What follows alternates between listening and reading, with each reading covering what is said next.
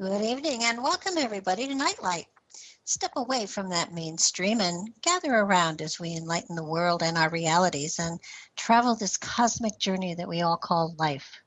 Join us as we share with you and provide that beacon that can never guide us all to a better way. Explore with us as we examine a metaphysical montage of spiritual insights covering everything from the mundane to the magical, UFOs to unicorns, and everything in between, hopefully. This is Nightlight, a reminder that you are never alone. On top of having a special guest on tonight, we are welcoming a new producer.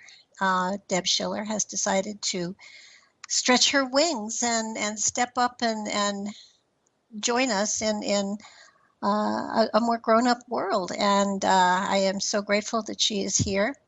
You'll hear her from time to time as I stumble, stutter, or ask her a question. She's an amazing lady, and I am so appreciative that she has decided to take this on along with all of the other commitments that she has in life. Now, tonight, we have a really special lady on. We have Michele Avanti with us, and she is an extraordinary astrologer. We made an effort at getting her on a while back and had some technical difficulties, so she was so gracious that she rescheduled with me. And she's a published certified planetary systems analyst, consulting metaphysician, and an ordained minister. And since 1972, she's taught and consulted in many areas of metaphysics. She has lectured and given more than 15,000 live consultations on radio and television and at seminars and workshops across America.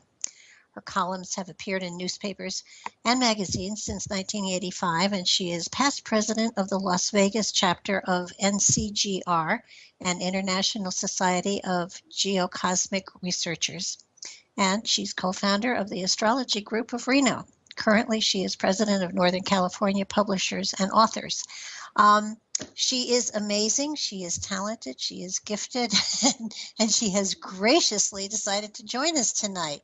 Michele, welcome to the show. Did we lose her already, Deb? I had hoped not. Otherwise, you're going to be the astrologer for the evening. Michele, you may have your mute on, so if you want to take the mute off the microphone, we'd love to talk to you. Okay. Let's see here. It's plugged in. I thought everything was working. Okay, you're there. I just welcomed you to the show and you didn't say anything, so I figured, uh-oh. Okay, I don't know why it wasn't working, but I did say something. Oh, I just love technology. Okay. Mercury's also retrograde tonight, right? Yeah, it's stationed this morning at 2:55 a.m. on the West Coast, so a little bit earlier than that on the East Coast. But today is a stationing day, and it does some little wacky things to communication as we go. So okay, now you've just used a term that I'm not familiar with, because I mean I've heard Mercury going retrograde. I get that. A moon is void, of course. I understand that's kind of, but what does stationing mean? Does it mean that it goes direct as of that time? When a planet, first I'll just explain this to the audience because people may think that a planet actually does go backwards. A retrograde is going backwards, but it never does. None of the planets go backwards. What happens is because of the way our planet is, how the Earth is in its particular orbit, and the orbits of Mercury, as well as other planets, there are periods of time, 3 times every year, where it seems like our planet has gone in front of Mercury. It's zoomed past Mercury. And during those periods, at the point in time where they're kind of like neck and neck, that's the day that we call stationing. It's the day that has the greatest effect. It's most potent on that day. Then as we move forward, we're going past Mercury, that makes Mercury appear to be going backwards. So we call that period of time Mercury retrograde. As we come around that orbit, what ends up happening is Mercury does catch back up and it takes off. So during that period, when it first starts, we have that day where we're neck and neck. And then when Mercury catches back up, we have another day where it's neck and neck, and we say it's stationing direct. Today, it's stationed retrograde. In January, it will station direct. When in January can we look forward to all of this electronic stuff behaving Coming again? to an end. Yeah. January the 8th, it will station direct. So I am writing this down. I had a screw up today with my bank that was unbelievable. yeah. Oh, wow. Well, Mercury went retrograde in Capricorn, in Virgo today. So what ends up happening as a result of that, those are, Mercury rules Virgo. So when it goes retrograde in its own sign, we end up with problems that may involve anything that has to do with major details in our life. And certainly banks are details, as well as Virgo rules our health. It also rules small animals, and it also rules the military and service. So there's so many areas. And of course, Mercury rules the way we travel and the way we communicate. So this is why I usually tell my clients before Mercury retrograde, make sure you've gotten your oil changed, make sure, your car is running well and your phone system is working well and your computers are doing well, because during those periods of time, those things are most likely to have mishaps. Yeah, my bank told me I was overdrawn by $70,000. Oh my God. Oh. And that might give a person a heart attack. Yeah, I was overdrawn, but not by 70,000 or even 7,000. But when we got the decimal point right, it was still alarming, but it wasn't that bad. It was it was a glitch. The checks had crossed, and the whole thing was. I really wasn't, but 70,000. I sat here this morning and I thought, wonder what a heart attack feels like. Is this a heart attack? Oh, goodness sakes. Yeah, it was one of those things that you say. I literally took my glasses off, I cleaned them off, I put them back on, I stared at the screen, and I said, I'm either going to laugh or cry. And yeah, I think at that moment you'd have to say, now, did I take a trip around the world and I actually don't remember? I just, it was like, I know I went overboard for Christmas, but this is ridiculous. Yeah. It was a tad of an upset. I did get it straightened out, and it's all fine now. But to wake up in the morning and see that, and come on, it's the computer. It can't possibly be wrong. But yeah. So it was, has been one of those days, and I'm noticing that a lot of strange energy is going on all over the place. And one of the main reasons I wanted to have you on was to talk about, what we have to look forward to. But I wanted to let everybody know that as of February, Michele will be a regular on the first Monday of every month, and we'll be talking about what to look for that month, and we'll be doing readings. And that said, we are going to be doing readings tonight. And the call-in number is 310-421-4053.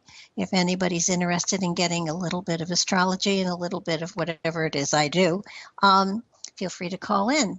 But, as we are letting people decide whether or not they really want to, try out. I'm finding that this show is the people that listen to it are more of a, I'm going to sit back and listen a little bit before I actually call in, just to make sure they're not total kooks. And happily they do call in eventually. So I want to talk, though, primarily tonight about 2017 and what's coming up, because I do forecasts for the year, and I found that when it came to this time last year and I had to do the forecast for this year, I took a look at it and I said, I'm not sure I even want to type this up. It was unsettling and upsetting and a little crazy, and and I have been known as a Pollyanna. I'm not and I have to say I probably am. I always look for the best and the good stuff and the smushy stuff, and I couldn't find any. And after living through this last 12 months, I understand what it was I was seeing. I kept seeing revolution, and I kept seeing upset, and I kept seeing, all sorts of strange things happening. And I have the same feeling about 2017. Not horrific, but absolutely, it's strange. I get that's it's the best way I Yeah. can put it. It's totally strange. I keep seeing balls in the air. I keep seeing the potential for, and we'll get into it. I do see that we are coming into a time where it could be very crazy for us. Noreen, if you'll mute your microphone, we'll get to you in just a minute. Um, so it's kind of like when we're looking at what's coming, I'm wondering, is this, are you seeing the year being kind of as strange as I am, or? Well, as I've certainly looked at this, and as I was looking at the charts as a group just a little while ago, I realized that, it's a destiny. It's a time of destiny. It's a time where people in this world, and not just in this country, but in this world, are again being asked, what is important? What do you value? Step up and make a choice.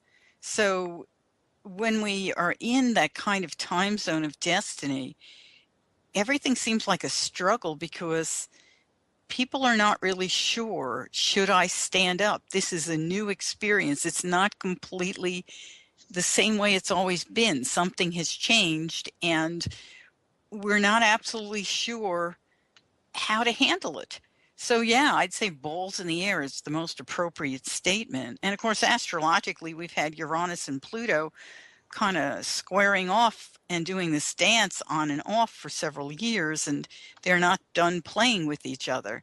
Uranus is about, and it's in Aries right now, Uranus is about freedom, it's about revolution, it's about breaking free and trying something new and different. And in Aries, it's all, it's all on fire. It's like, let's do it now, let's not sit back, let's take action. And it's sudden and unexpected.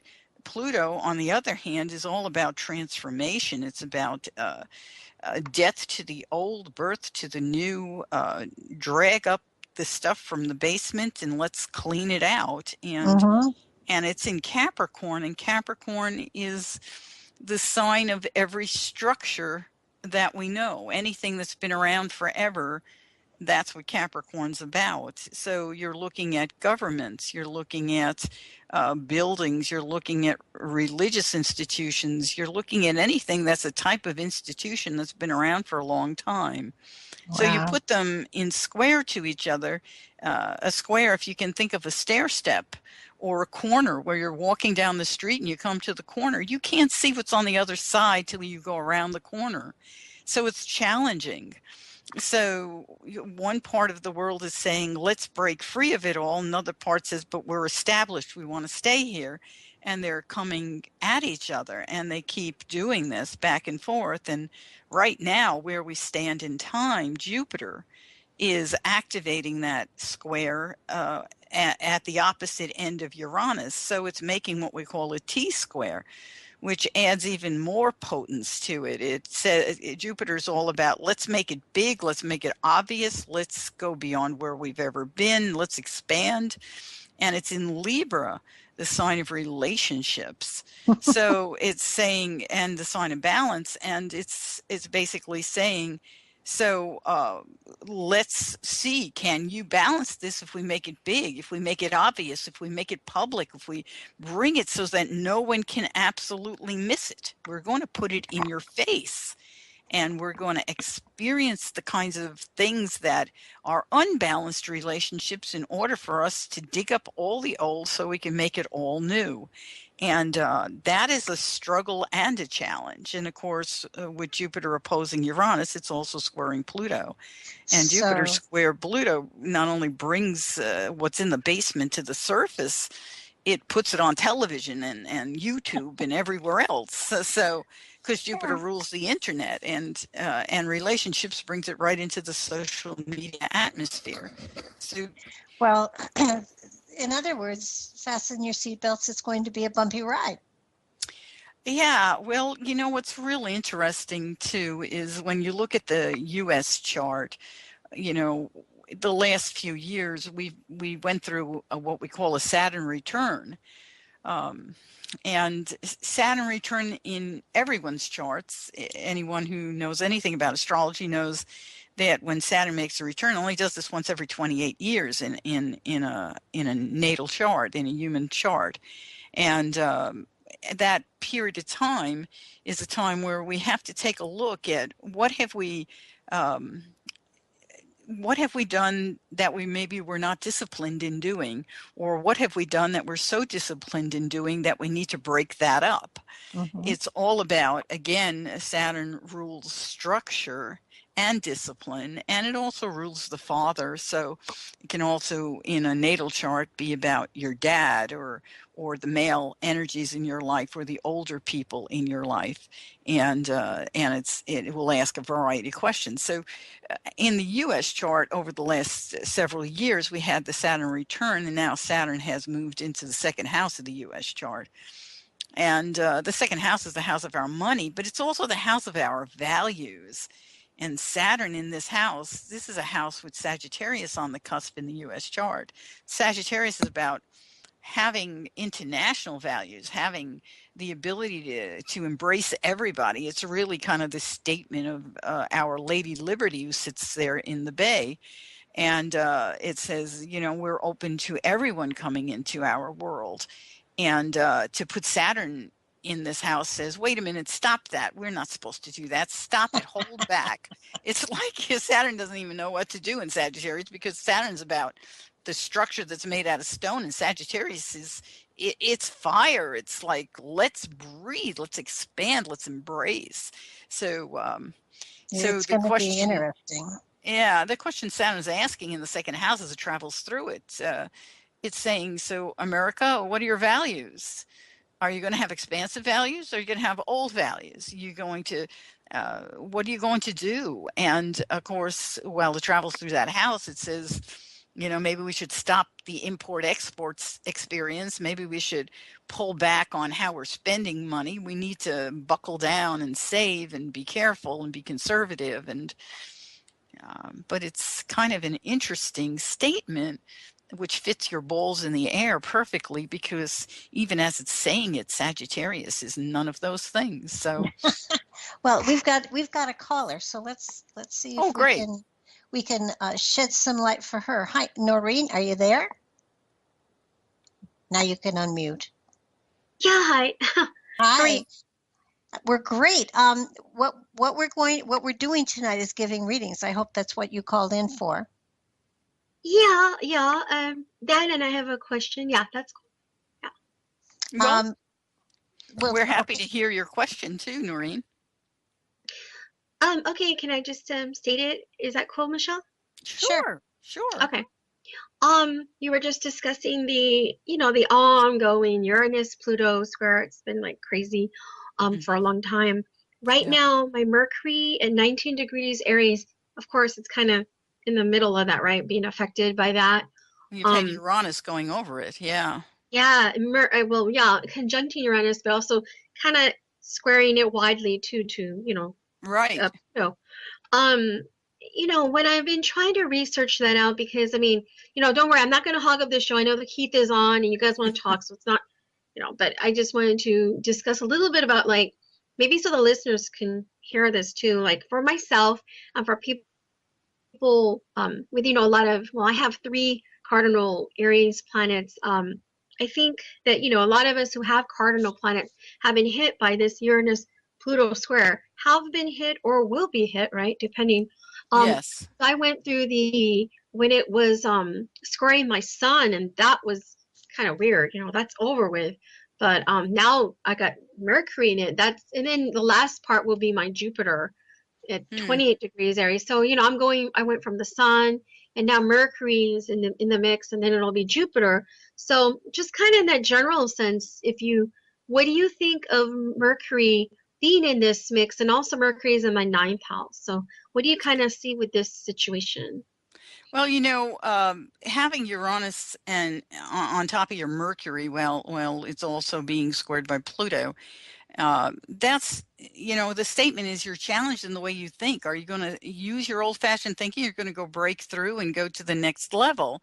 You were born with Mercury in Aries, so that's a fast brain. That's a brain that, it's always on the cutting edge, it's always out there.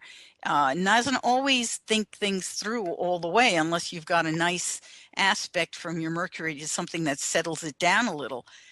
Mercury in Aries is fast and sometimes speaks faster than it should. So you have to be careful you don't hurt yourself. You have a way of sometimes burning other people or burning yourself. Actually, fortunately, I don't have any squares in my natal chart to it.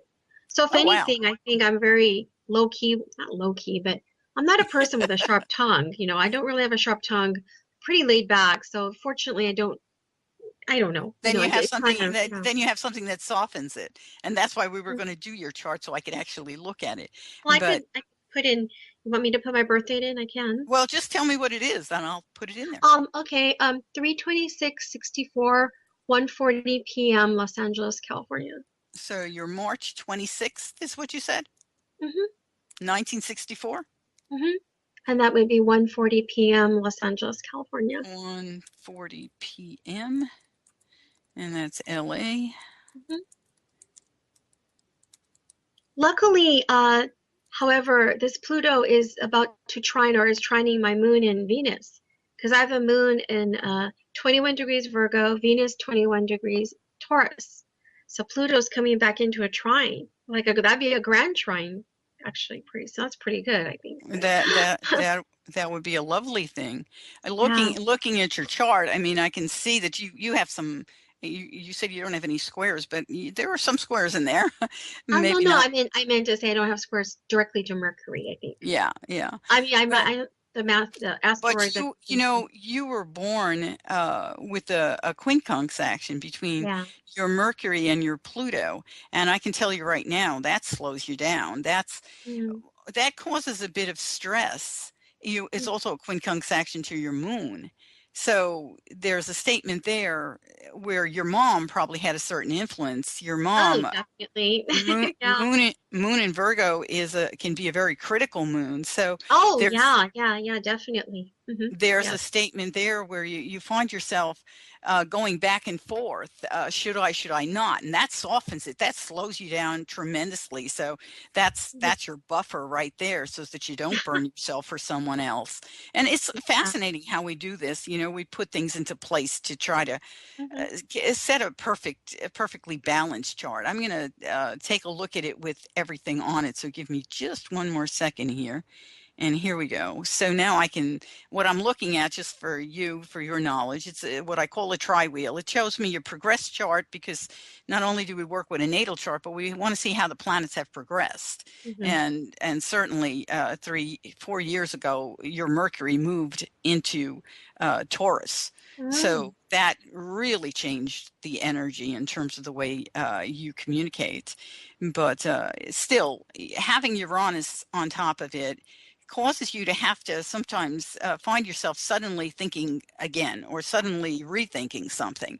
And having Pluto squaring it, Pluto's coming in from your 6th house. So what I would be most concerned with, I would be watching for when Pluto gets close to a direct square to your Mercury. Even though Mercury doesn't rule your house of health, it does rule your connections with your brain, your mind, and your head. Aries rules the head, and Mercury rules the brain.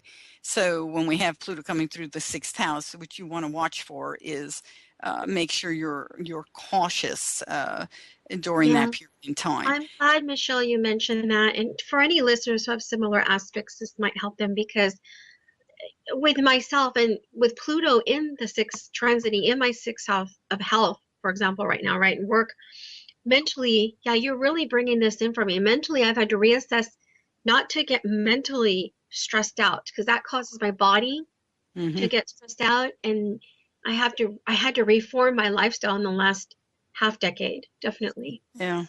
Well, that's, see, what's happening in your chart, natally, you have that quincunx action between Mercury and your moon, and a certain amount of Pluto is pulled into that.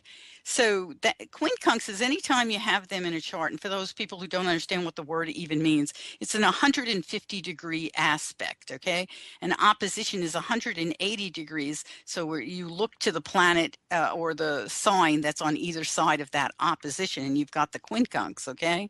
But quincunxes, when they're under hard aspect, especially by difficult planets like Pluto, this is where you can have health issues come to surface. Quincunxes invariably can actually filter down into the physicality. So you want to pay attention to them, and the fact that you're reworking them now, and that's what Pluto and Uranus are actually helping you do. They're trying to say, let's take another look. Let's use the brain differently. And Pluto going through the 6th house actually says, okay, what are you doing in the way that you feed yourself? What is your nutrition about? Capricorn rules your 6th house. So, Saturn, natally, you have Saturn in 0 degrees of Pisces. Saturn in Pisces, it's not the best place for Saturn, and 0 degrees doesn't even. I'm sorry. No. I like your honesty, because some astrologers will kind of say, "Oh, it's not bad," but I know there's good and bad aspects to all this, so it's okay. I'm glad you're honest about it. But and you were born with it at 0 degrees. But the point is, in Pisces is a sign of escape. Pisces is a very wet sign, and Saturn is naturally connected to Earth, so you get mud when you put them together, and that doesn't help you. But it does tell us something. It says that your health can actually improve with the use of water. It does tell us that. So you need to pay attention to, am I drinking enough water? Am I doing the things for the lymphatic system? Saturn is about I've been really working on my health in the last few years. Everything, whether it be food or, like you said, liquid intakes. I've been drinking distilled water. You are absolutely correct about what I've been doing has really been aligning to what you're saying. See, we naturally do this if we just listen to our guidance. You don't even have to have an astrologer to tell you this, although an astrologer can wake you up and point it out and confirm it for you. And if you really are lacking guidance, then an astrologer can kind of get you on track again. But Pluto, once it entered this house, said it's time for us to get working on it. When we have Pluto traveling through a house, we have this experience where for a while we're doing really well, and then all of a sudden it just drops off. It's like we fell off a cliff, and then we have to pull ourselves up and reassess, and then we start going and doing well again. So you'll find that to be the case with health during this period. But the fact that you're using your basics. Pisces is iron, so make sure you get enough iron in the body. And remember, water is a connection to the lymphatic system, and you need to make sure you're doing movement in order to get the lymphatic system to work. Michelle, we have to kind of move on. There is another caller waiting here. Okay. Oh, yes. Thank you. One last question, just really quickly.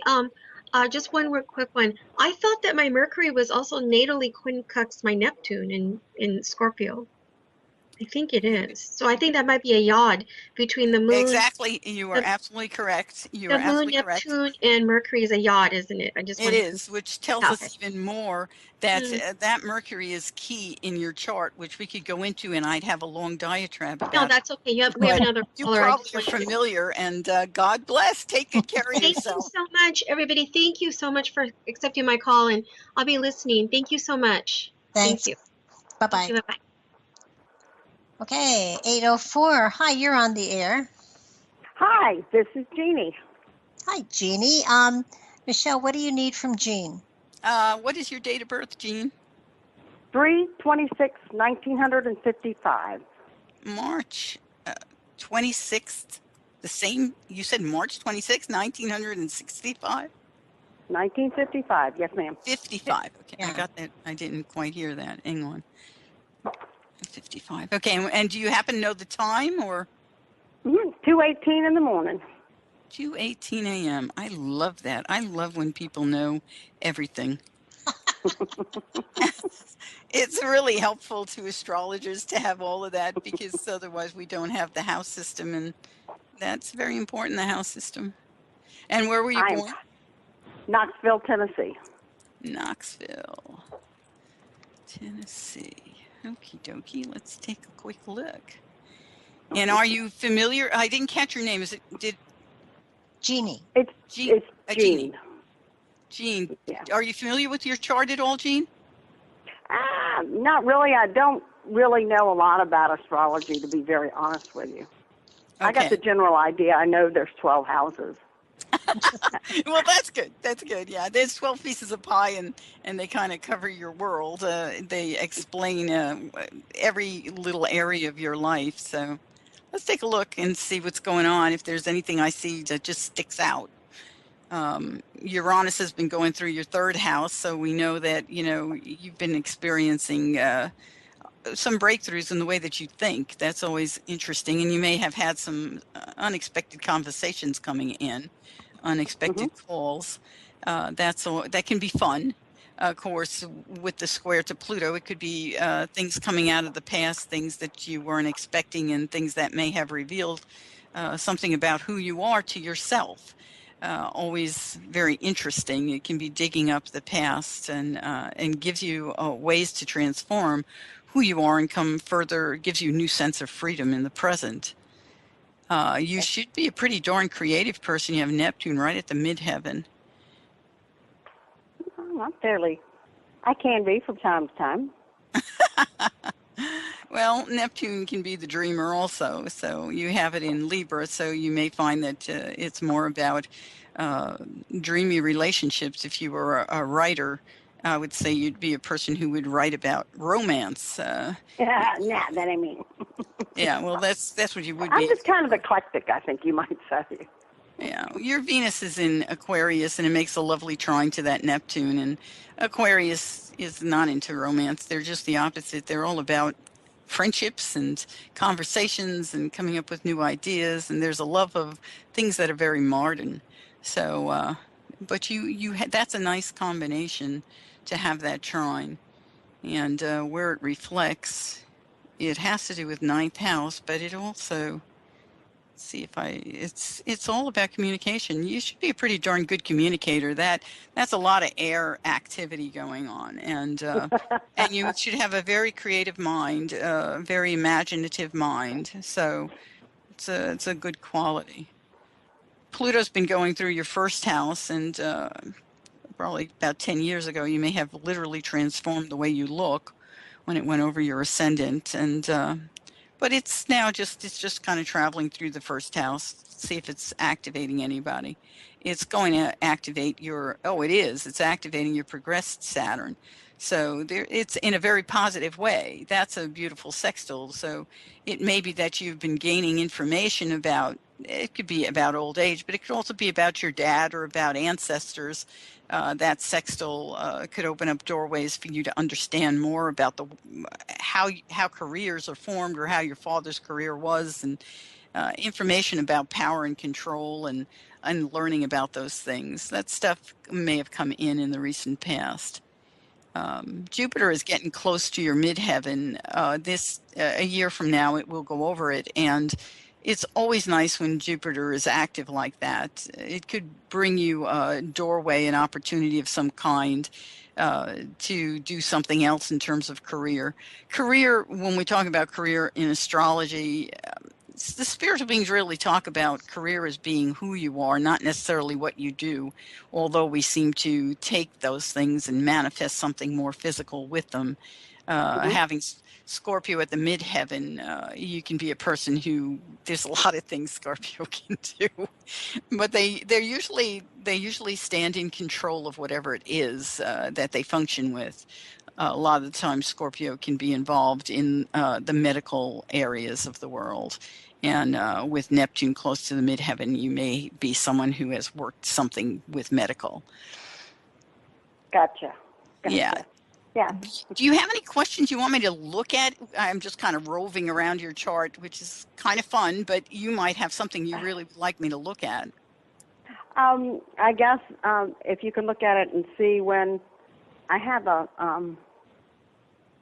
guess I don't know if astrology can tell you the kind of things that like I have two sons that need to kind of be on their own. Kind of when I'm free of the responsibilities of helping out two older children. Yeah. You know, your progressed moon right now has been sitting in that 7th house, so you've probably been having to be the mom of children more than you should be at this age. And you've probably got another 15 months, little less than 15 months when it goes into the next sign, and that may give you that break. That may provide the break. Because it will finally be out of the 7th house, but it does go into the 8th, so you may be providing resources in a different way instead of being right there. But that's probably the most noticeable change that's happening. Saturn right now has been causing a quincunx action to your Jupiter, and so you've been experiencing some stress with responsibilities and things from the past are there, and that's not necessarily easy, but Saturn's going to move on too. It will get out of the way. You have a beautiful sextile between your Jupiter and your Saturn natally, and even with Uranus. So, you know, you have been given some great opportunities. You have a good way of working with family, and you are a real gift to them, whether you realize it or not. And even though it may seem like a big responsibility at times, you're this wonderful gift. And you might not realize how important you are, because they probably don't tell you. But, you know, we come in. Some days you just feel like a good old-fashioned workhorse. Yeah. I think women more than anything feel like that some days. But you know, I think give yourself like 14 months in a week and see if it doesn't give you some kind of relief. But like I said, it does move into your 8th, so there'll still be resources you're providing. But I don't think you. That would mean money, right? Yeah, yes, exactly. And sometimes it's securing a Look at loan. the Barbara laugh. Oh, sorry. Yes, Sorry. that would be money. That would be mortgages or, stuff like that. And sometimes it's co-signing loans. But Oh, God. so you want to be careful, you know, obviously. Yes. But you do have a beautiful sextile from your progressed sun to your natal sun right now is in this beautiful sextile. So Well, what exactly? I'm sorry. I mean, it sounds great when you say it's beautiful. What does that mean? Well, that's what I was going to say. Your progressed sun is in your 5th house right now, and that's the house of children. And to have it there and have it in Gemini, it could be 2 children. It could be 2 boys or a boy and a girl, whatever, but it's masculine energy with the sun. But the sextile says there's opportunity there for you. So there's some kind of gift that comes of it anyway. Okay. You're learning about freedom, and you're learning about how to, it's a strange statement, but it's how to be the leader, the man, and also still be the woman that you are. Wow, no truer, I know, Jean, no truer words have ever been spoken. That's why I'm giggling, because it's so true. Holy crap. Yeah. Well, you know, your mother and father were not the best combination, so, you know. You're not kidding. You know, your sun is in Aries, your moon is in Taurus. That's conflict. It's stress, and you know, and they're almost exact. It's crazy. They had that magnetism, push-pull kind of magnetism that doesn't make your when you're growing up under that. What happens is the masculine and feminine sides of you don't actually feel comfortable with each other, and so here now you're going through this experience being the father in order to bring this better into balance. And that's kind of the experiences we as soul choose. They're not easy. Yes, I don't understand why I did that. And right now Uranus is quincunx your natal Saturn, so that's also really sucky. I mean, that causes a lot of stress in your world, and it's mental stress. It's like, I want to break through, and yet no, I got to do this. These are my values. I have to do this, and So you're pushing back and forth. But Uranus will get out of the way. Give yourself another year and a half, and Uranus. Okay, year and a half's about right, isn't it, Barb? Yeah, that's about what we had it figured to. Yeah, you Yeah, did well. absolutely. Okay, Michelle, we got to move on. We got a couple more here. Thank you, Okay. Michelle. Thank you, Barbara. Take good care of yourself. Many blessings. Thank you, to dear. you, Jean. You too. Bye-bye. Bye-bye. That was my best friend, and you could not have pinned her to the wall better. Oh my gosh. Yeah. No, really, it was amazing. Okay, we've got 6:05. You're on the air. Who is this? This is Michelle. Michelle? Hi, Michelle. All yours, Michelle. I can hardly hear you. So, what is your date of birth? It's actually today in 82. December. What is today? 19th. 19th. That's right. Yeah, and happy birthday, 1982. Thank you. And do you know the time you were born? I didn't catch your name, by the way. Yep. Michelle. Oh, it's Michelle. Okay, it's the same as mine. Okay. Yep, and I was born at 10:34 p.m. Minnesota. 10:34 p.m. And where were you born? In Marshall, Minnesota. Marshall? Minnesota. Minnesota. I love Minnesota. It's cold, but the people are fantastic. I lived in Crystal for quite a few years, and I love Minnesota. I don't know where Marshall is. How far away from Minneapolis is that? 3 hours. North? By Lake Benton. And a little east as well. Yep. Oh, wow. Cold country. Wow. Well, you got to be one hardy person, that's for sure. And you know what? Your chart actually speaks Minnesotan. I think that's kind of funny. You know, my time in Minnesota, I also taught classes up there at the University in St. Paul. And a lot of people in Minnesota are very introverted. They tend to hold in because I think it has to do with the weather more than anything else. The way that you're raised, and your chart is a chart where the majority of everything is at the bottom. So it tells me that, you know, you tend to look inside for the answers, which there's nothing wrong with that. That's very good. But sometimes, you know, you probably have to be pushed out a little. Your progressed moon right now is way up in the 9th house. So the internet may be a good way for you to push out. And you have your Chiron is up there, and it's in Taurus in the 9th. And Chiron is where we're most wounded and where we have to learn to heal ourselves, and then we're able to help others heal. And the fact that your moon is moving right on, it will soon be on to Chiron. Let's see here, it will be 8 months. In 8 months' time, right about 8 months. So Chiron in Taurus in the 9th house says that you've had some experience where property, it may have been a legal issue regarding property that has hurt you. And it hurt your feelings of security. Something legally happened that hurt your feelings of security. But when this moon conjoins that Chiron, you have to come to an emotional statement about it where you kind of will feel comfortable against. Your progressed Chiron's at 22 degrees, and 22 degrees is a number of mastery. So it's indicative to me that whatever this issue is, and you should be able to pinpoint that in your brain, whatever it is, you are coming to learn how to take control of it and go beyond it. Do you understand what I'm talking about? Heck yeah.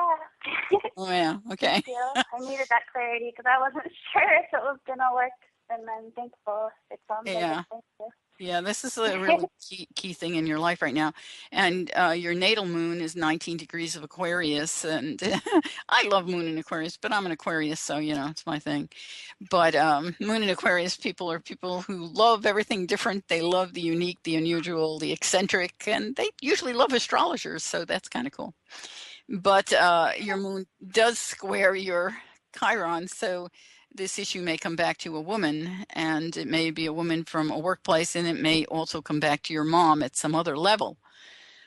Moon in Aquarius doesn't usually give you a mom that's like the super nurturer. A lot of the time the mom becomes a great friend and she doesn't always catch the nurturing part. So sometimes that can be a little difficult, but it looks more like your dad may have been more your mom than your mom. But yeah, at any rate. My dad. Huh? Single dad. So, yep. I was raised by a single dad. Yep. Yeah, well, that's why. Yeah, I can see that down there. So. But God bless. When you said, like, if you don't mind, I'll share a little bit. Like, my financial situation, I always have been secure, and then that's no longer the case. Oh, God bless. That's wonderful. It's no longer the case. So I have been switching everything in my life, and coming in January, I'm full force with it. So I loved how you guys started everything out, because I'm like, hell yeah, that's exactly what I need. I need this Aries energy, and I'm going for it. And so cool.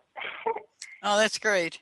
Well, you know, your progressed Venus rules your house of making money, and you have Jupiter traveling through that house right now, which is a wonderful thing. And Jupiter is continuing to apply a beautiful trine to your progressed Venus. So you've got opportunity opening up for money, no question about it. And so that's going to be a very good experience for you. And the fact that Jupiter will go retrograde and then turn around and come back and do it again, this is going to be an interesting year for you. A good year. It should be a good year for you.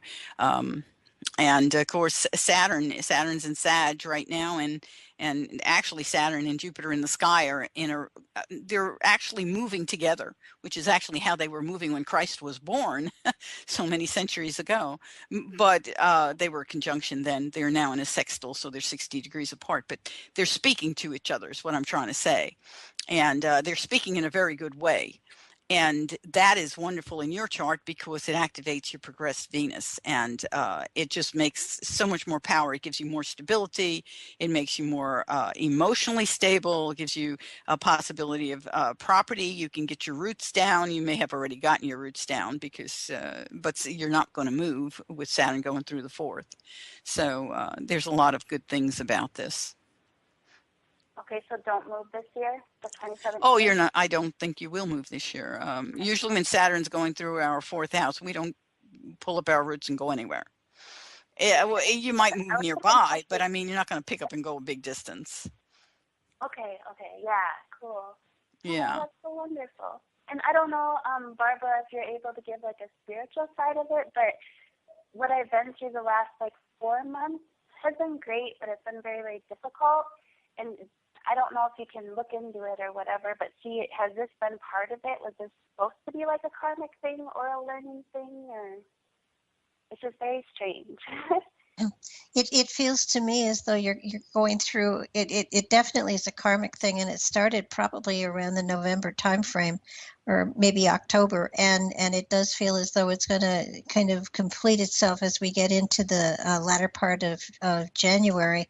I feel that there is an element of new beginnings here, of fresh starts, and I specifically when I look at the energy that you've got here is that as of September you had set yourself free, and it may have been on a higher consciousness level or a conscious level.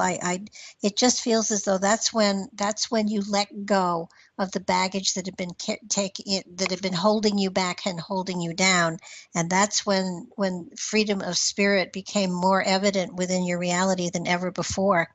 It does feel as though, I have to say, the work you've done on yourself is monumental. And it feels as though you are at a time and a place where you're drawing to yourself people that more people that can actually talk your talk with you, which is really important. And there's a spiritual flavor that increases profoundly as you get into the first of the year, and it's almost as though you are getting a download of energy, cosmically speaking, that is going to enable you to tap into and utilize a lot of those gifts that you brought forward in time.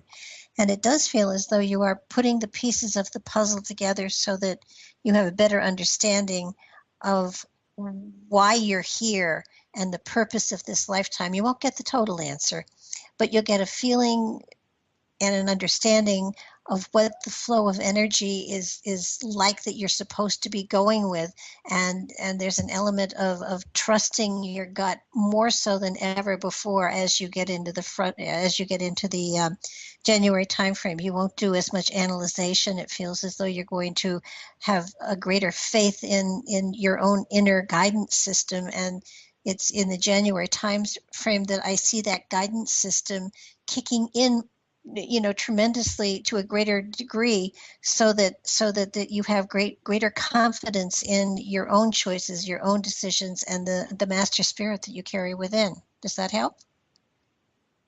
Yeah, amazing. That helps awesomely, yes. Every word you say and how you say it is remarkable, and I'm so glad I called. I'm glad you called exactly what I've been doing. I've been finally trusting it, because in September I did get the naggingness of society about how you're supposed to be perfect off my back. And I was finally, like exactly what you guys said, I was finally able to be okay with my mistakes. Maybe it was a show before you guys actually that talked about this. But be okay with your mistakes, Well, they're not mistakes. They're challenges and they're lessons. Learning. And yeah. and if it appears that you've had a lot of challenges, and that means that we're on a spiritual level. Before you incarnated, you were very ambitious as to the things you wanted to work on. You'll be more careful next time.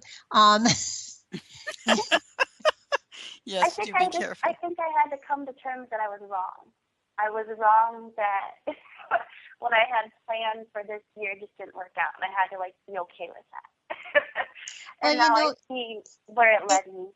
It's sort of like, we in many ways and in many cases we think, and that is the most dangerous thing we can do, because when we're thinking, we only have access to this lifetime and the experiences of this lifetime, and it's hard to remember that we're a spirit on a human journey, and therefore it's important that we have these challenges. And if you've had a lot of them, and you appear to have, then it means that you're a very ambitious spirit trying to get a lot of stuff completed, so you can get onto the next phase, whatever that is. So is that kind of how it is for everybody? Because sometimes it feels like one step forward, 10 steps back. In my 4-month period of time. Is that everybody or no? No, it all depends on level of consciousness and what you're here to do. And we do write a contract. We do create a map before we incarnate. And some people, I jokingly say, we go into the reincarnation office, they give us a checklist, we check off what we want to work on. And you probably had a couple of beers or something before you went in, and you thought, oh, heck, let's just do it all this time. And it doesn't complete you by any means, but it does mean that you have worked a lot of stuff out that possibly other people are going a little more slowly and more cautiously at. Yeah, I feel alone a lot. That's what I think about my other problem was. I felt so alone in it. And then, it's called it's called Dark Night of the Soul. And when you write the book that you're going to write, a lot of your experiences will come into this. And it's not time yet, but there is a book that's going to be written eventually. Oh, cool. Thank you. Yeah, you guys are just great. I really like it when you have guests on. You vibe very well with them, and yeah, this is super cool. And I do love astrologers, and I haven't listened to you for a while, and you popped in my head, and I listened to the people before you, and they were great as well. And it's just so funny because I never talked to Noreen, or I haven't in a long time, and she said happy birthday to me today. So when I heard her on there too, I was like, are you kidding me? This is the best birthday present ever. I'm glad you called.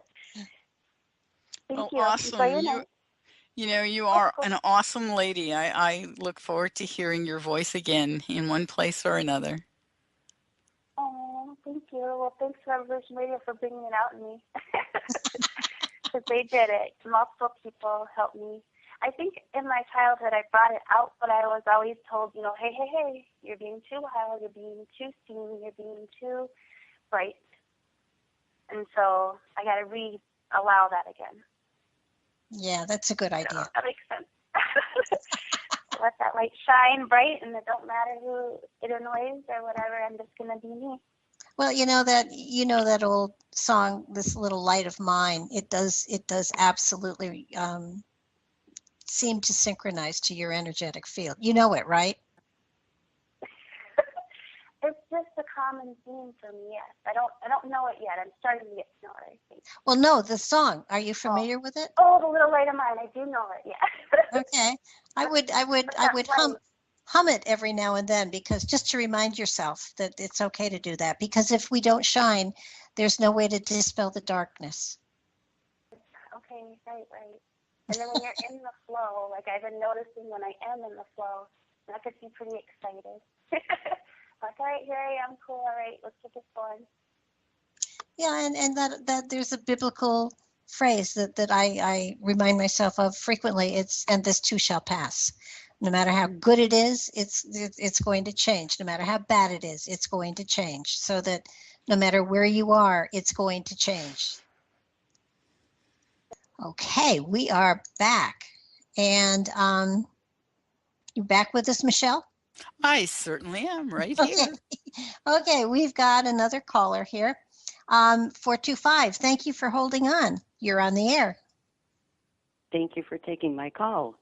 My name is Judy, and my birth date is 10/30/1955. Well, it's 2 1955s in the last hour. Yeah. Okay, what time were you born, Judy? I'm not sure exactly, but around between 5 and 8 p.m. Okay, we'll just put in, we'll just pick a number and put in 7 p.m. for the heck of it. But I won't put a lot of faith in that. Where were you born? Manhattan, Kansas. Manhattan, Kansas. How unusual. My dad was going to K-State. I think that's what happened. I saw a picture of myself as a baby in his graduation robe, so I assume that. Oh, wow. How adorable. Or where I happened, I don't. He must have been a very proud daddy. Oh, well, sure. Let's take a look and see what you've got going on. See if I see anything that just jumps out at me. You have Saturn going over your North Node. For anyone who doesn't know what the North Node is, some people call them the dragon tail. The North Node and the South Node are two opposing points, and the North Node is about what did this soul decide it would make its major purpose? What did it need to achieve in this lifetime? What did soul say, I will achieve this in this lifetime? And the South Node is about what did we bring? What talents, what karma, good, bad, and otherwise, did we bring with us from past lives? And your North Node is in the 7th house, which is the house of relationships, and it's in Sagittarius. So there's a statement there that says, in this lifetime, I will expand the way I look at relationships. In this lifetime, I will go beyond my neighborhood. I will be more international in the way that I approach connections, relationships, partnerships. May even go beyond in terms of marriage. I may do something in a more spiritual way in terms of marriage, or in something different. And to have Saturn going over this at this time is a statement that says that at this point I am looking to see, have I accomplished this? What else do I need to do to make this real? How do I make this hit this mark? Did I do it? Do I need to do something else? And sometimes while Saturn is going through the 7th house, we may carry on some responsibilities that could be weighty.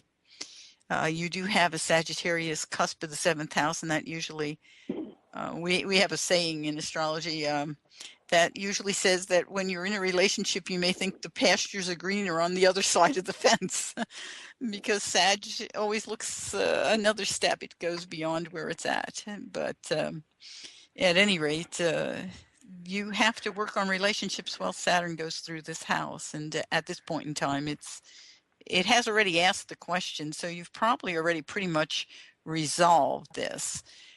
because it's already at 59 minutes and your natal's at 22 minutes and it already passed your progress. So, but that would be very key and very important for you to be aware of. Let's see what else. Jupiter's getting ready to go into your 6th house. It's right now at the very far end of your 5th. This is the house of fun and games, investments. When we have Jupiter going through here, we usually have more fun. We spend more, we get out more, we connect more. We may even fall in love when Jupiter first comes into this house. It is about to connect with your Mercury. It has already connected with your Mercury because your Mercury is 18. So it may have expanded your communication and socializing, and you may find yourself having gotten out more than you had in the last so many years. So that's a good thing. And as it goes into the next house, it's going to activate your Neptune. Neptune in your chart rules your house. Well, we don't know actually your houses, huh? And I'm talking your houses. Well, sketch it out. Sometimes we accidentally pick the right house. So at any rate, connecting with Neptune, it's going to really bring in opportunity for you in terms of relationships.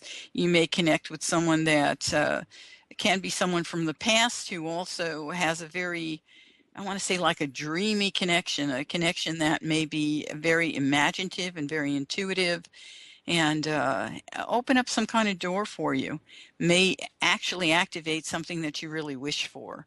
So that's coming up, and it's not right away because it's 28 degrees, but it's around this time next year. So did you have any key questions you wanted to ask? No, I've never had this aspect done before, and I guess my question is, where do I go next? And I have been asking that along with, why am I here anyway? You know, why are we here? So I've been wondering, where am I going next? And the relationship issue is correct. I've been moving out of the familial resentment and hate and shame and all that stuff that I had as a kid. And I'm assuming that God's moving in because that's the only person I've been talking to. Yeah, well, you know, Jupiter going over Neptune is going to reveal a lot to you when it gets there, which again, it's about a year away, but you'll start to feel it starting probably around August or September of this coming year.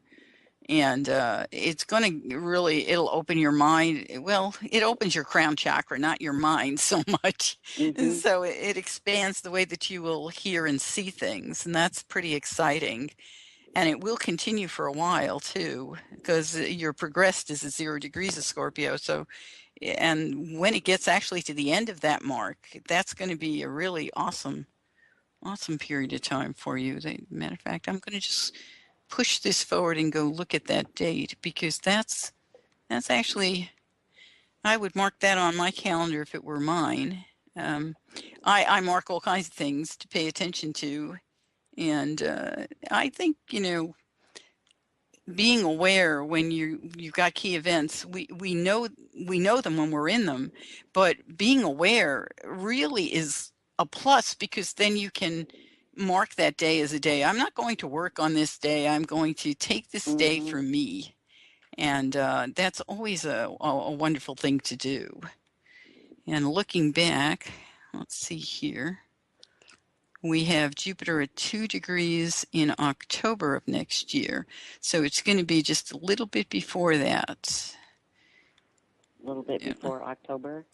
Yeah, it's going to be, no, it's in the middle of October. It hits that 0 degrees. So we're looking at, it will start actually applying. Can I add something here? Sure. Now, I know you've got her chart. I laid out my cards, and surprise, surprise, they lay out not only in the months of the year, but as to the astrological houses as well. Mm-hmm.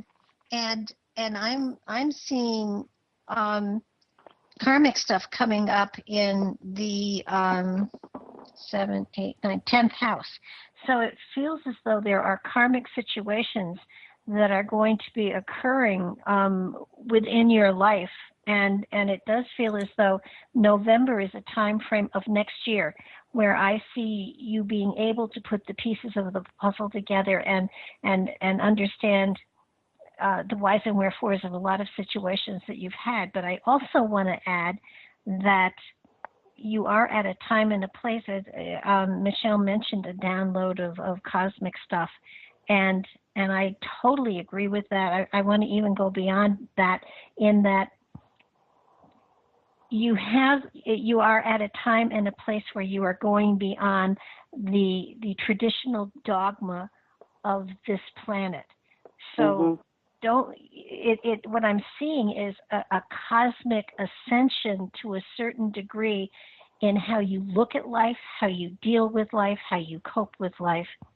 And it does feel to me as though you are beginning to understand how this planet is a small part of the spirit's journey, and therefore the dogma has held you back and down, and it feels like you broke through that glass ceiling, so to speak, and you have a greater understanding of the cosmic energies that are out there and how they are working with your spirit, as opposed to just this planet and your personality and your consciousness. Does that make sense? It does, and I can say that has happened somewhat, yes.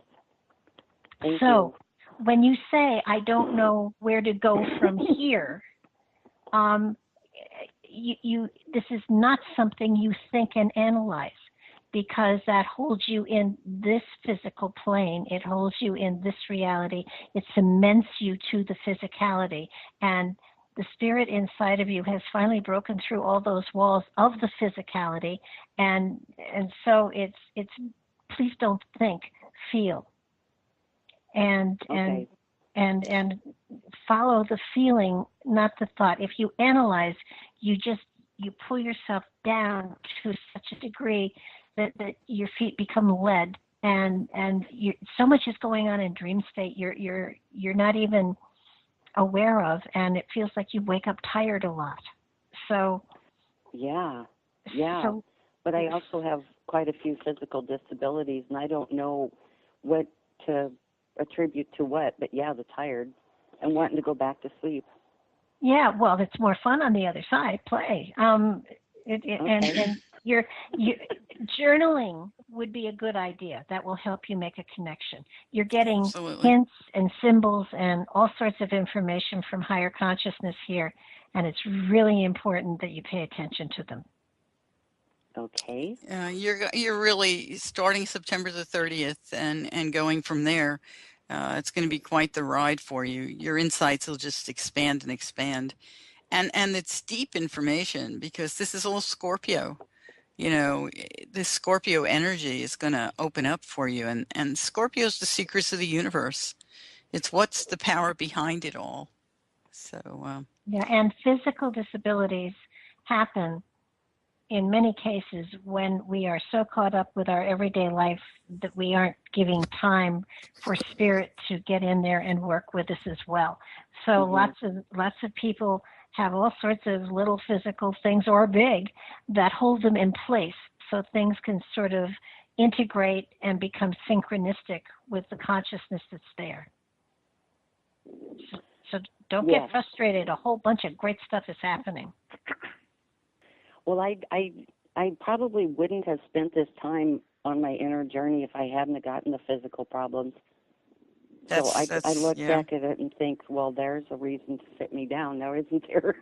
That's a good way for me to stop. Just stop me. I guess when I said, wonder where I go from here, I was mostly curious about, am I going to keep staying contemplative and isolated, or am I going to move into a more social situation? I'd rather be social. Or no, you're going to get really weird and enjoy it. I'm going to get weird. Oh my gosh. Well, no, it's serious. Well, no. That's how my kids think I'm weird, and I got to start being normal. No, don't be normal. no. Your progressed moon's going to conjoin your natal Jupiter, and that's a doorway out. It's going to be a lot of fun. It's not tomorrow. It's 10 months from now, but it's actually 9 months from now, a little bit over 9 months. Yeah, But enjoy traumatizing the heck out of your kids. Why? Well, because they're dull and boring compared to you.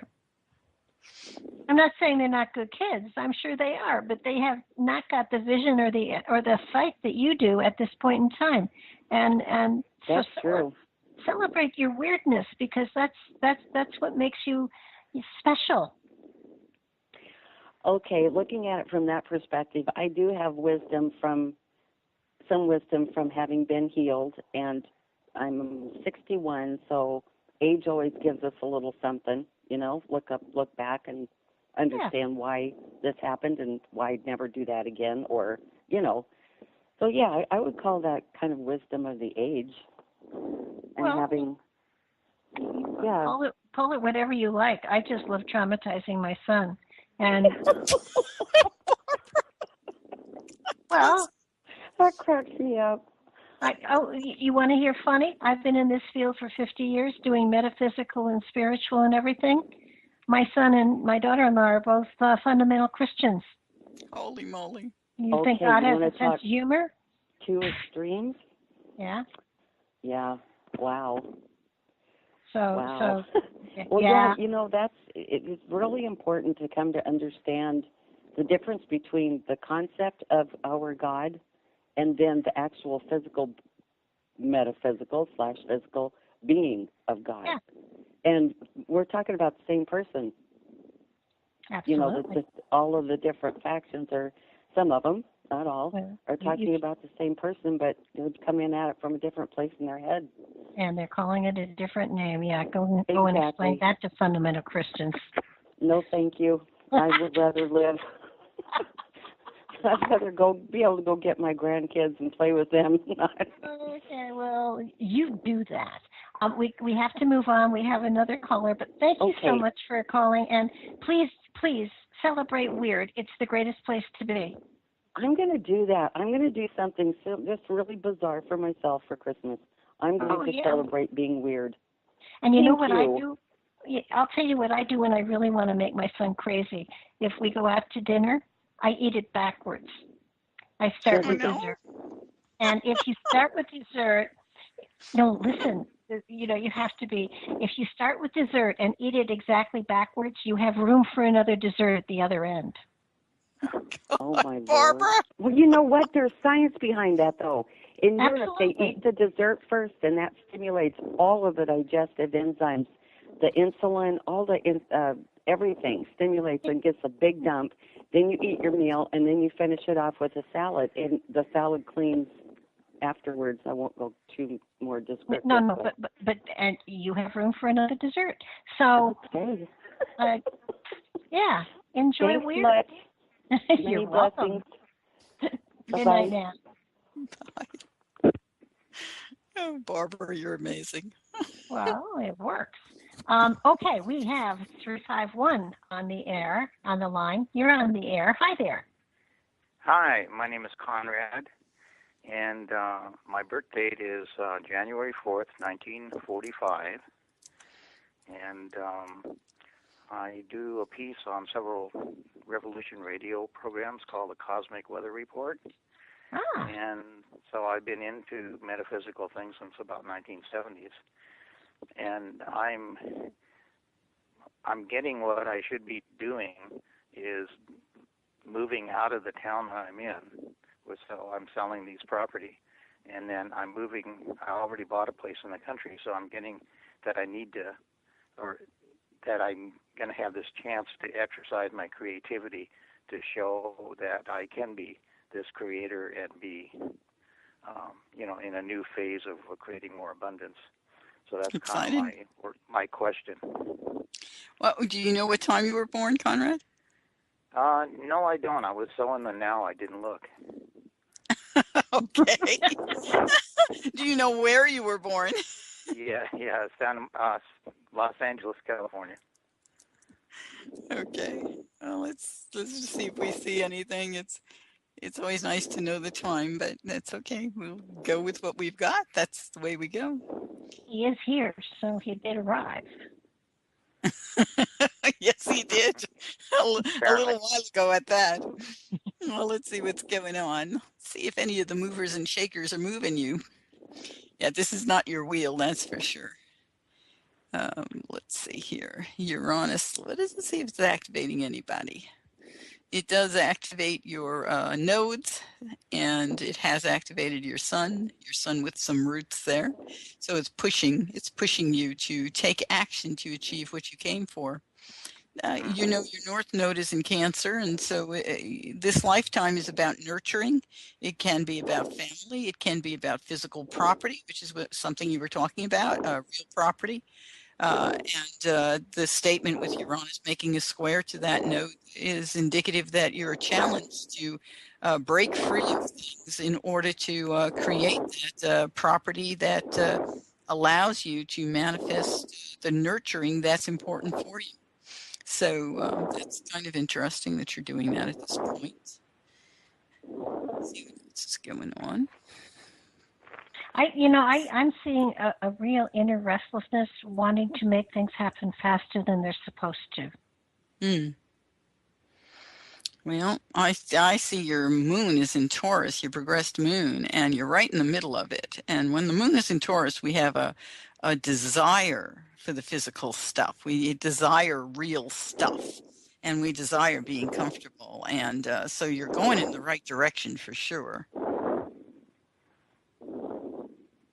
You were born with your Mars in Sag at 29 degrees.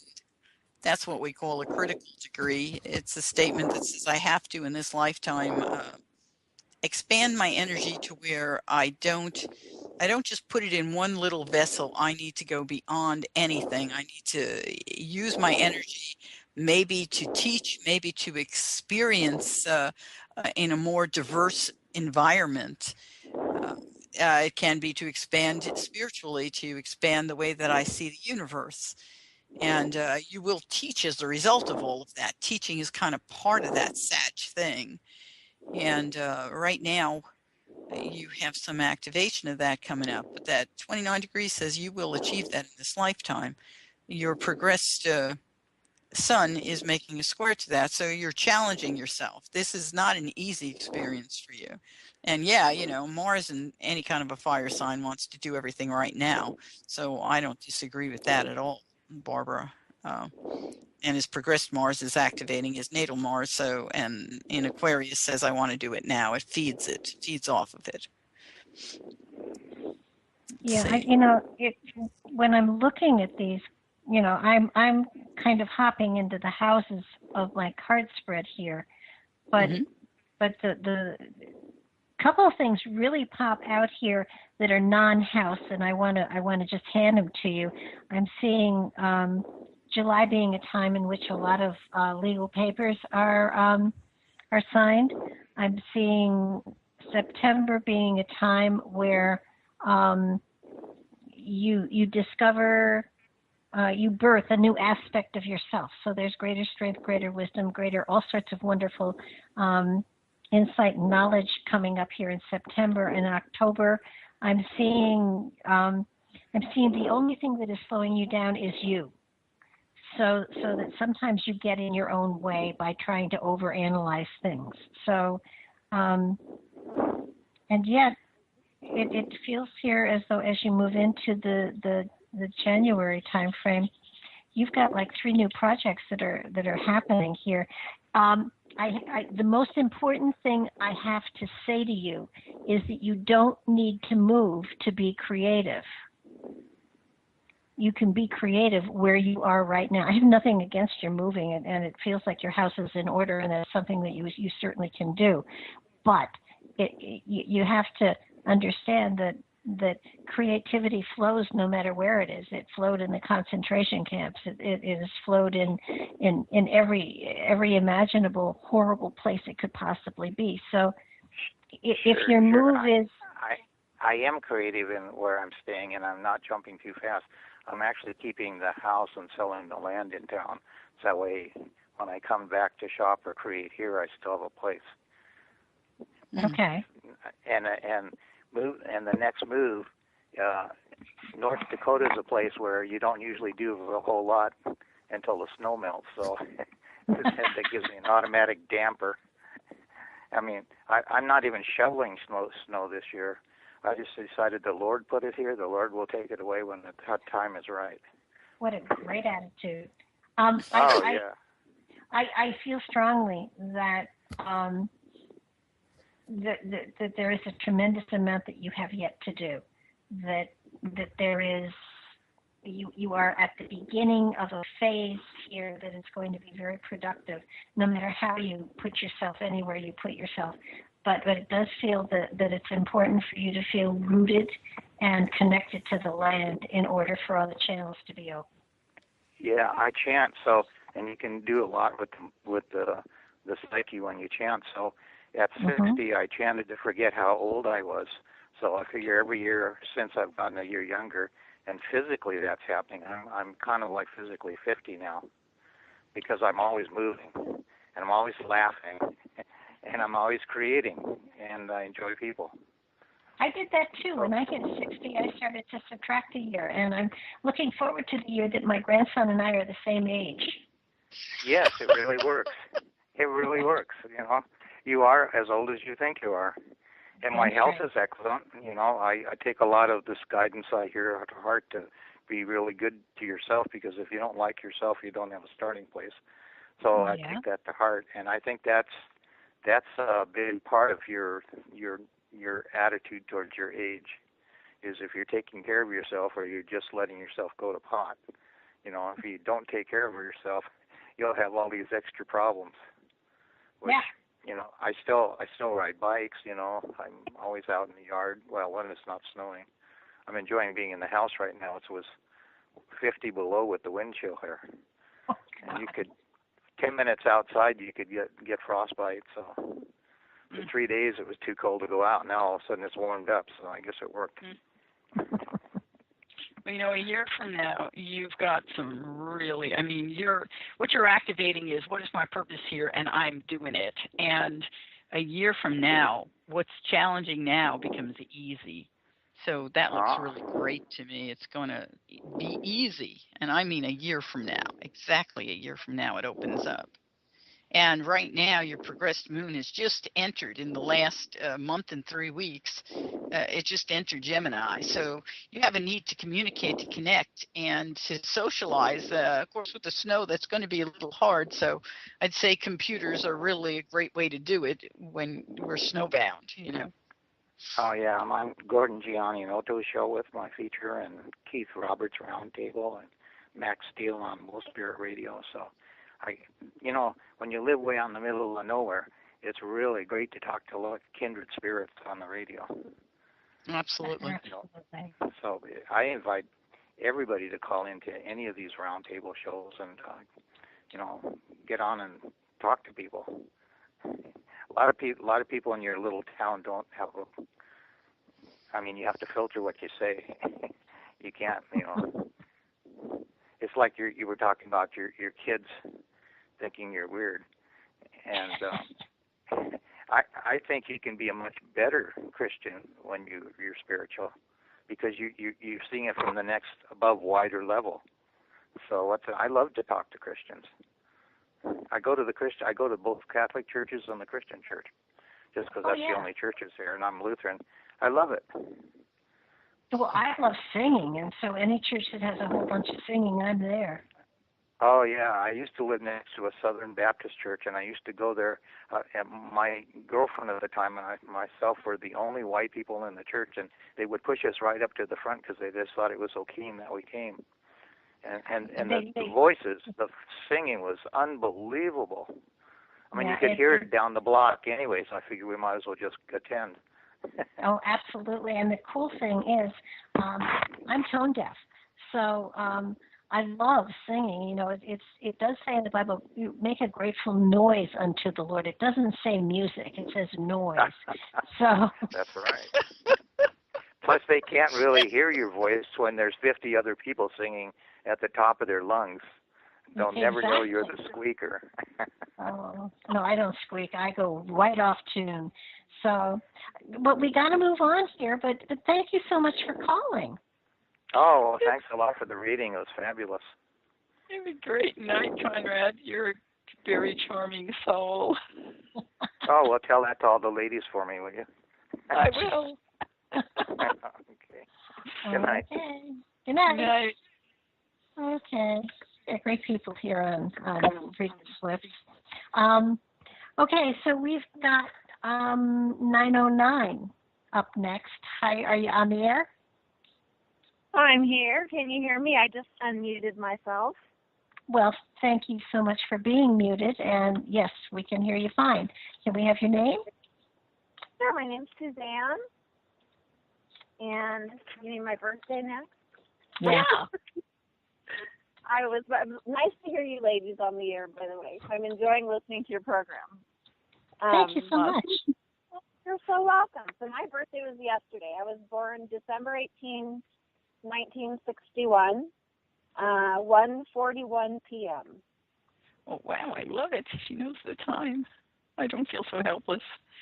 1:51 p.m., did you say? So I might have said 1:51, but it's 1:41 p.m. Okay, and where was it? Where were you born? San Pedro, California. San Pedro. Okie dokie. Looks good. Let's take a look. And this is my first reading, so how fun is that?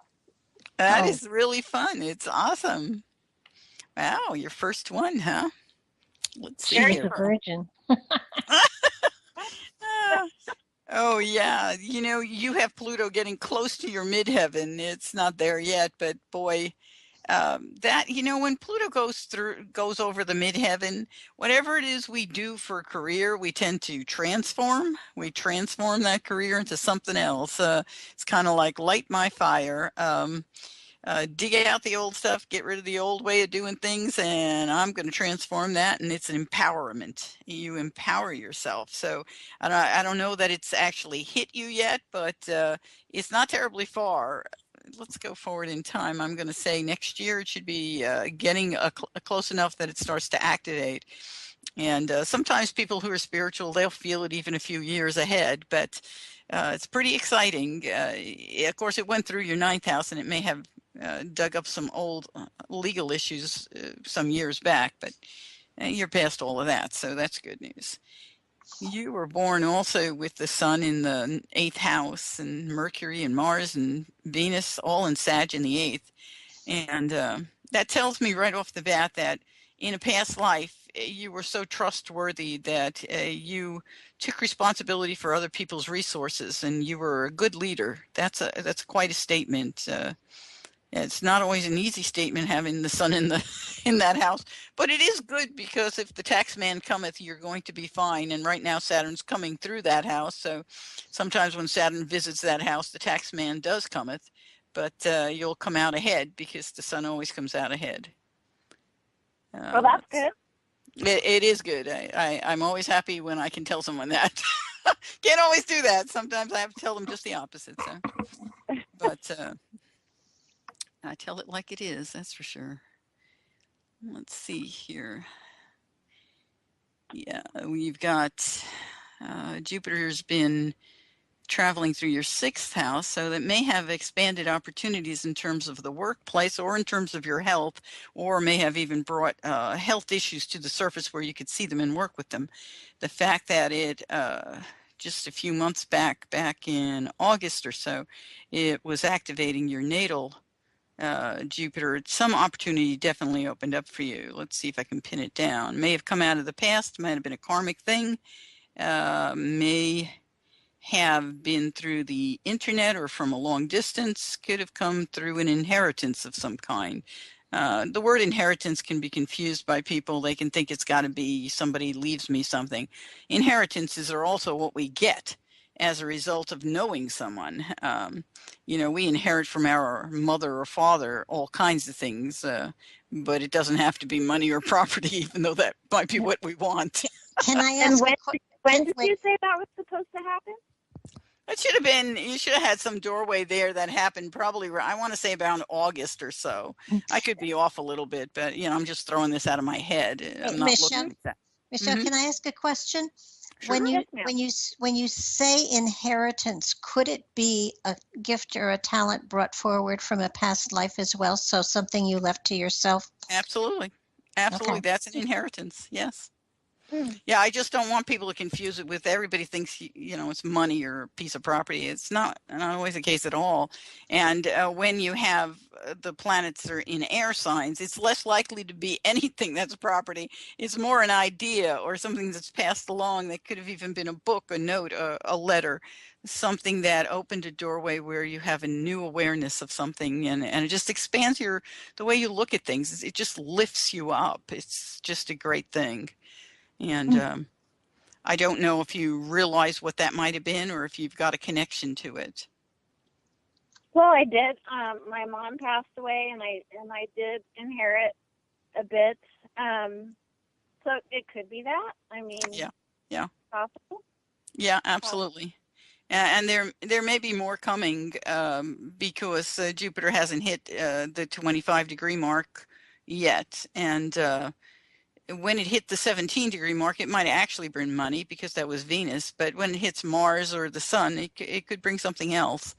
And so there may be more to come. And it may come actually not from your mother. It may be the result of your father in some way. Because that is the Sun, and the Sun is the father usually. So okay. So that's also in the zone.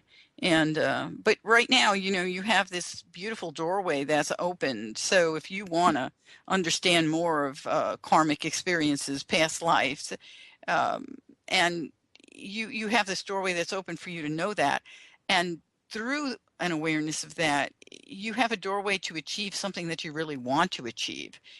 You have wishes and dreams that are very active. Your South Node, 20 degrees Aquarius, it tells me that you come in from past lives where you have had a desire to connect people, to connect.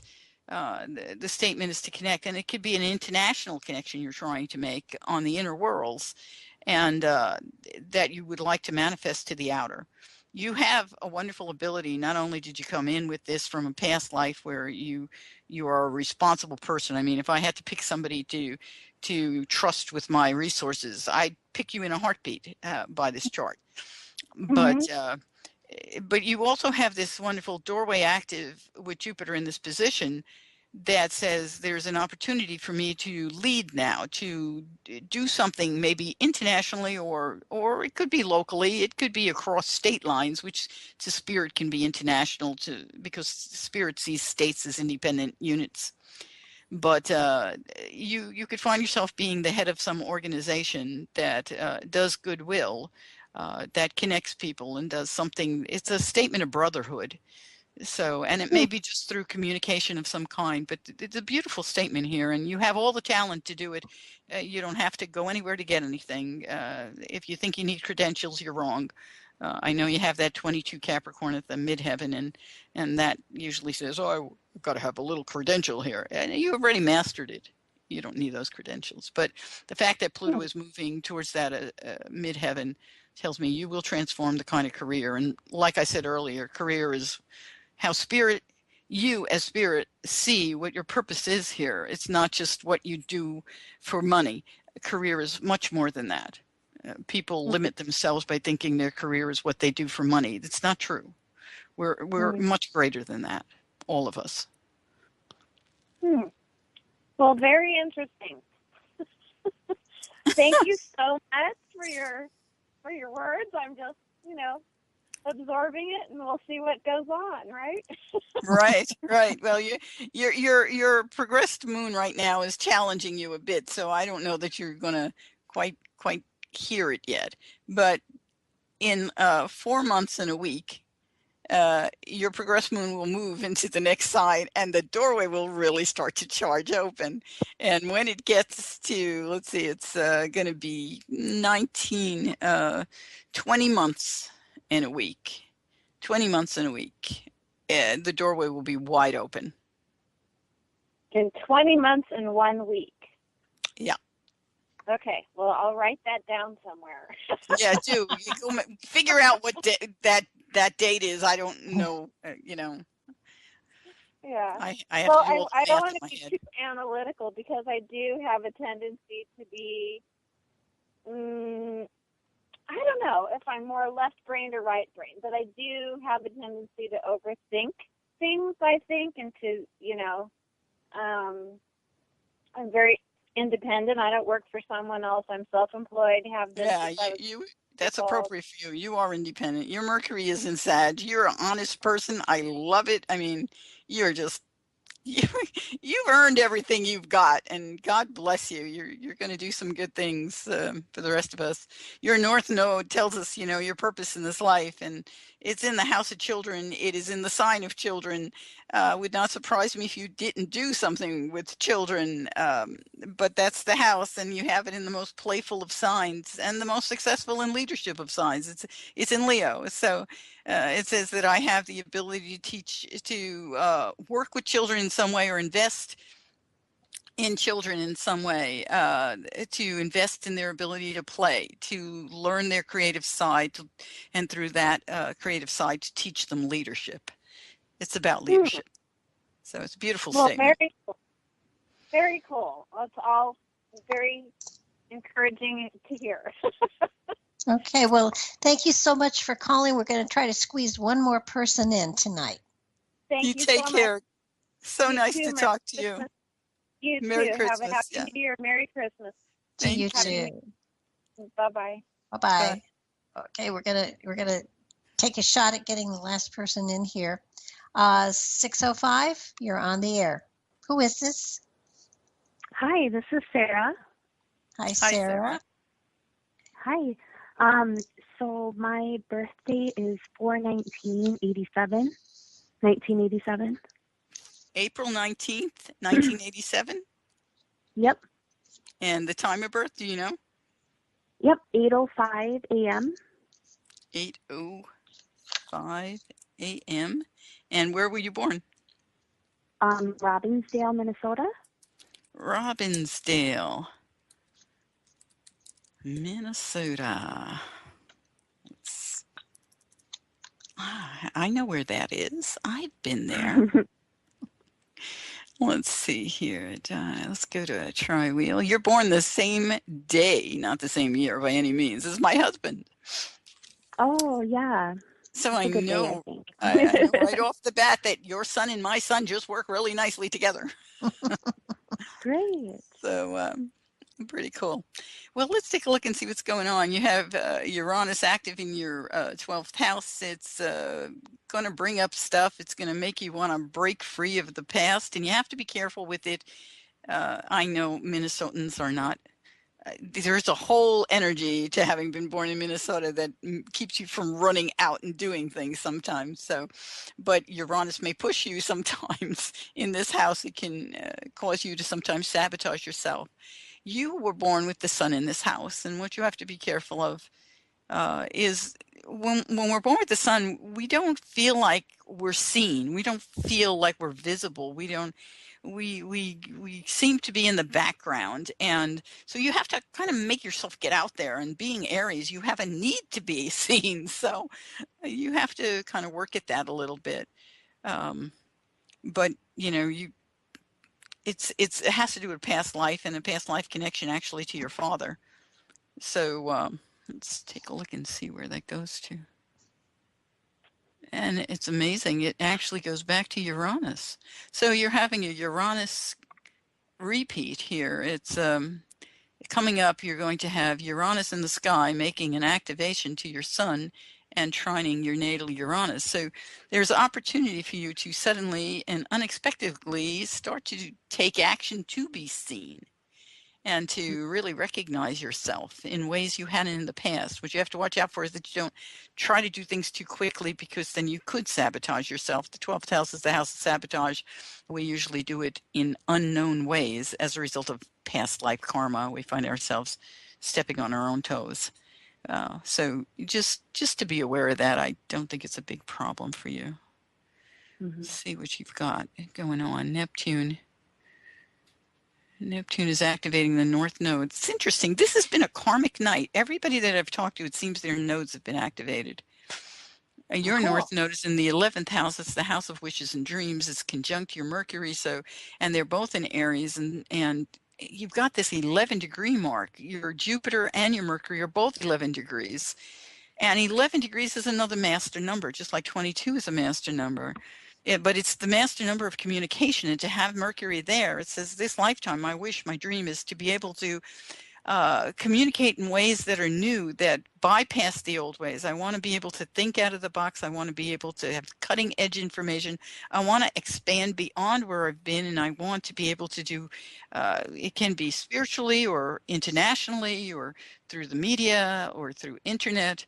There's all kinds of things, but there's a statement of there, in this lifetime, I want to achieve this. I want to connect. And there can also be a simpler statement there too. The North Node can be saying, I just want to explore the possibilities of wishes and dreams. I want to explore what I could do, what I might want to manifest. And so I'd say be playful with it. Aries can be playful. It can be militant too, but I would definitely, this is a period in time where having Neptune getting ready to come into this space, it's not there yet by any means, but it will be coming into this space. It right now is beginning to activate your Venus.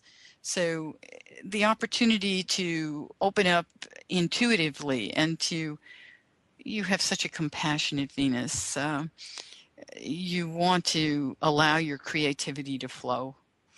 And boy, that's just a pretty statement.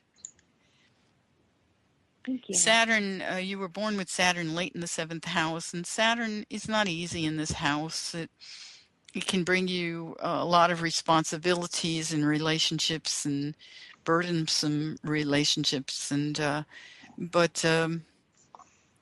this is a Saturn return for you, so we should take a look at that. What connection here is it saying?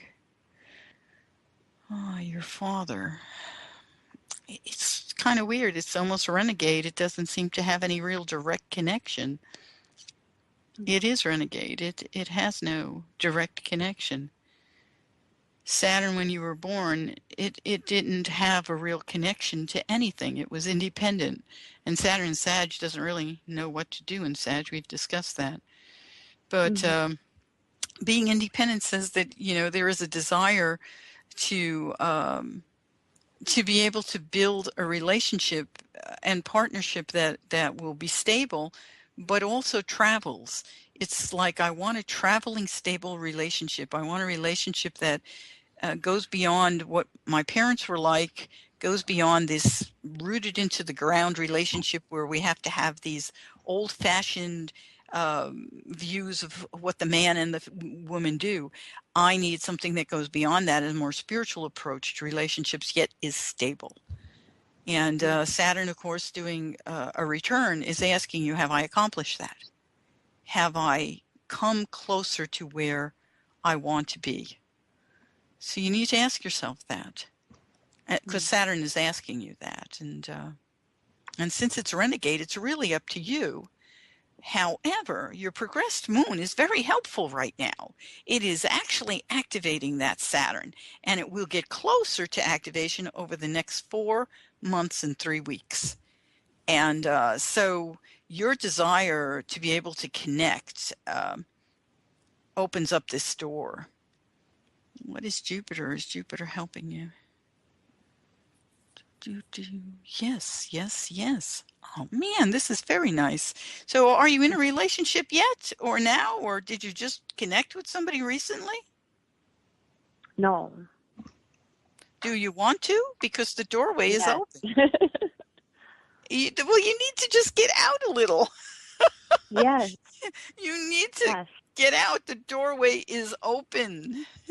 It's open right now for you. You hit it right on the nose right at the beginning, saying, I want to put myself out there, but yet I had this feeling of being invisible behind the scenes kind of thing, Well, I want you to just bless that part. It's the past. Yes, it's in your chart, but your progressed sun right now is in what we call a high leg to the ascendant. So you are going to be seen.